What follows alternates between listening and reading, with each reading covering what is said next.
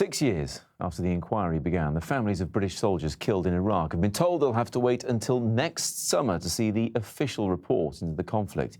Its author, Sir John Chilcot, says the Iraq War inquiry will be nearly 2 million words long and will be published in June or July 2016. The Prime Minister has welcomed the news but says he is disappointed there is still a delay.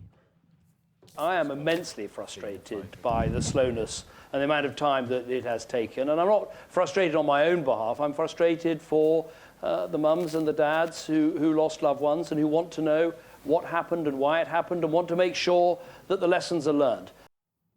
With me now is Matthew Jury, who's a lawyer for the families who lost loved ones fighting in Iraq. And I'd imagine your clients, Matthew, like the Prime Minister, are frustrated or even worse. I think absolutely. The Prime Minister put it very well when he said this morning that this needs now to be expedited. April is still far too long for them to be waiting. Why do they feel it's taken this long so far? I think there was a whole issue of what was called the Maxwell process, allowing witnesses who may be subject to criticism to respond. That took 4 years. I mean, that was an interminable delay. It was ridiculous.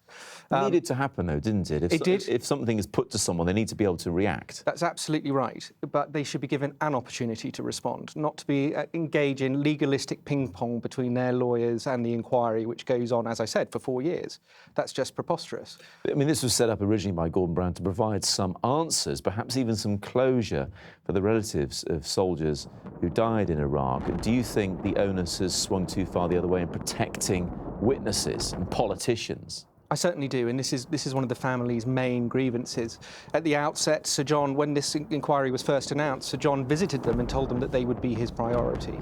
Unfortunately, as you said, the priority swung the other way. I mean, once it's published, could it dispel the frustration that relatives have felt? I mean, we heard last year the UK's top civil servants, Jeremy Hayward, said that it would be more transparent, it would include material that would not normally be disclosed in a million years. Surely it could be worth the wait.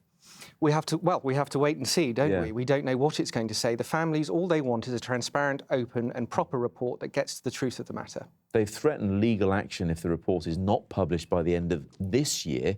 Is that going to happen? Well, that's correct. That is the timetable that we gave to Sir John, and it's a disappointment now that he's come back and said it's going to be April. Obviously, I have to take conference with the families. We have to make some decisions as to what our next steps will be. Have you, as their lawyer, managed to speak to Sir John and find out why he is taking so long? Have you said, come on, hurry up? I think lack of transparency has been part of the issue and one of the main causes of frustration for the families, that Sir John simply will not explain what he's doing. Quite aside from the family's feelings, it's incredibly expensive, isn't it? What, the inquiry itself? The inquiry, yes, absolutely. I mean, look, of course, these things are expensive, but the longer it goes on, the more taxpayers' money is spent. OK. Matthew Jury, many thanks indeed. Thank you.